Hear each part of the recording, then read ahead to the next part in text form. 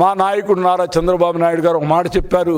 తనకి అలిపిరిలో యాక్సిడెంట్ అయిన తర్వాత, నేను చివరి దాకా చూసా, నాకు ఈ కలిగ వైకుంఠుడు రెండో జన్మిచ్చాడు, ఈ జన్మ ప్రజలకే అంకితం, దేవుని సేవకే నేను అంకితం అని చెప్పినటువంటి సందర్భం. అందుకనే ఎప్పుడు ఆయన ముఖ్యమంత్రిగా ఉన్నా నీకు పట్టు వస్త్రాలు ఇవ్వడానికి సతీ సమేతంగా వెళ్తారు. ఎందుకంటే ఆయనకి గౌరవం, భక్తి ఉంది.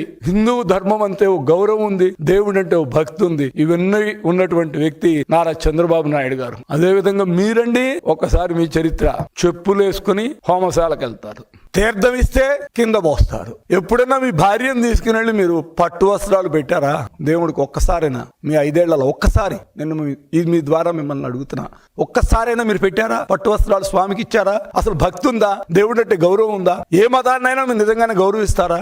మీరు నమ్మే మతాన్నైనా మీరు గౌరవిస్తారా లేదా అనేది నాకు డౌట్ ఉంది. ప్రతిదీ రాజకీయానికి వాడుకోవటమే మీ పద్ధతి.